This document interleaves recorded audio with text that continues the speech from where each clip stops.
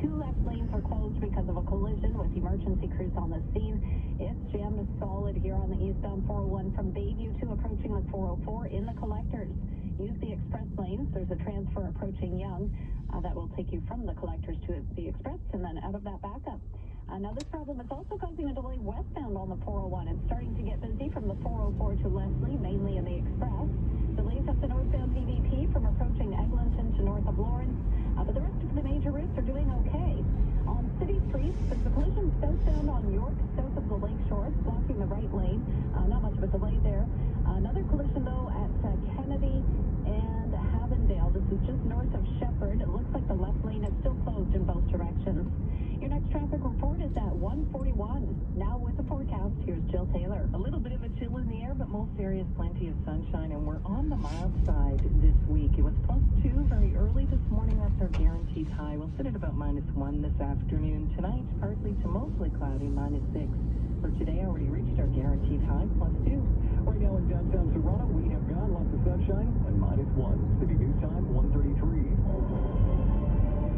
Night has fallen on Syria and Turkey, but there is no time to stop the frantic search for survivors after buildings crumbled following a massive earthquake. It happened early this morning while many were still sleeping. More than 2,300 people have been confirmed dead, more than 10,000 hurt, and so many more are now homeless. Now, Asher Roth has been following the latest developments and joins us live now with more details. Asher? Steve, the images from the ground are shocking. Entire city blocks covered with what used to be homes and businesses. Over 4,000 buildings have collapsed in Turkey and in Syria. Officials say the initial 7.8 magnitude quake, the strongest that region has seen in decades, was followed by dozens of aftershocks. One, a magnitude 7.5. Over 1,700 have now been confirmed dead. More than 13,000 injured between the two countries. CNN's Jemana Karache is in Turkey. The concern is they don't know how many people remain under the rubble. We are talking about this vast area of devastation, an area where we have so many buildings, thousands of buildings burning, which are neighborhoods that have been destroyed.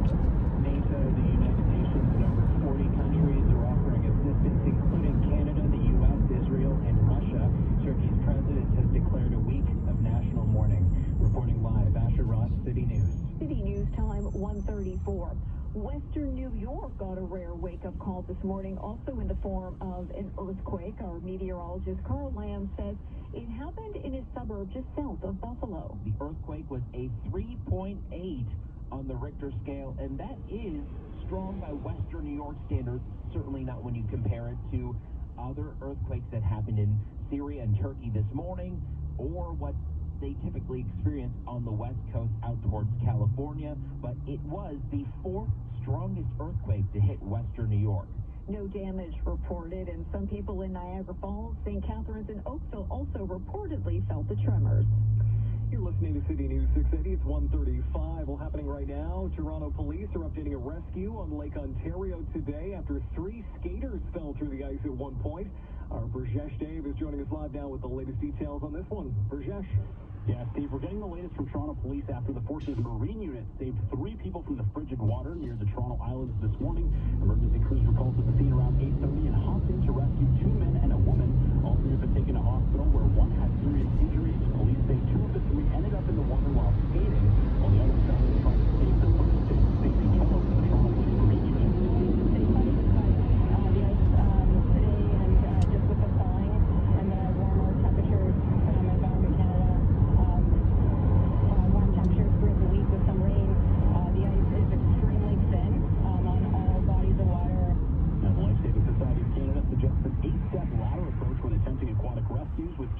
Increasing the level of risk to the rescuer.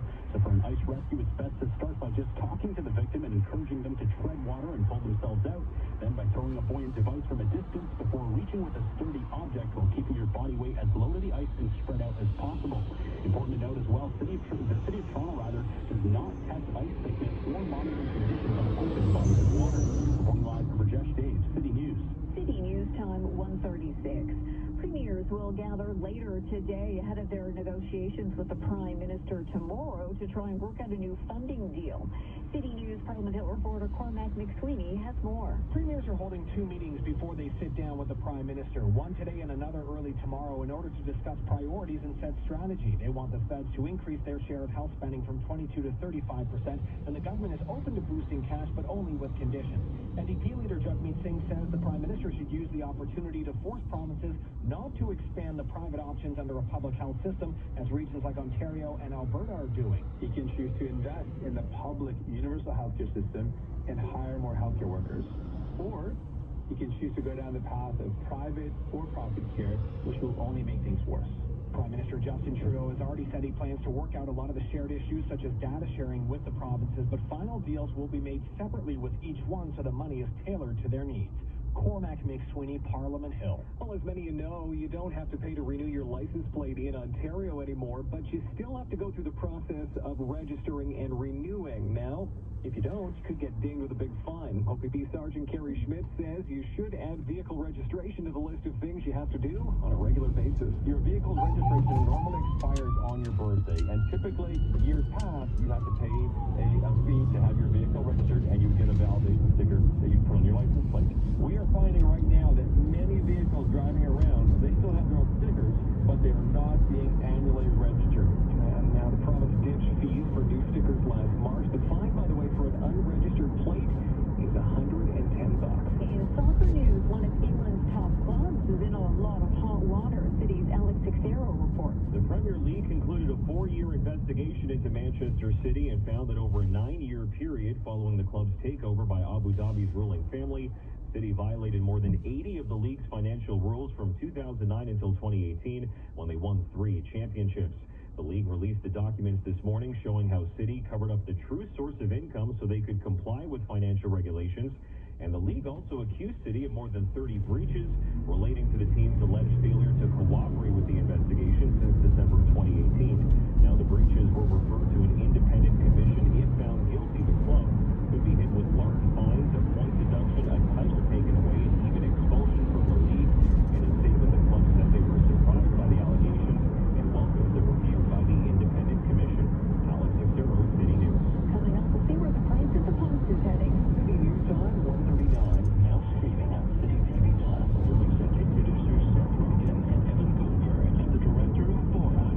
Subsequent movie film comes the new series called T. Goldman. Beam me up, Scotty. I'm in the twilight zone. About the true yet unbelievable story. Shortly after we were married, she was trying to fleece Paul out of money. That started the discovery of her secret life. I couldn't make this up. It happened to me. Paul T. Goldman, now streaming on City TV Plus with Prime Video channels. Now, the City News gas price update. Enpro predicts the price will not change at midnight, staying at $1.40.9 a liter. City News Time, 1:40. When it's time to get to work, I mean really get to work, then it's time for Work and Wear. Since 1975, we've been offering the largest selection of safety clothing and footwear that you've ever seen. Our lineup is always stocked with brands like Carhartt, Tough Duck, Lockwater, Terra, Timberland, and Blundstone.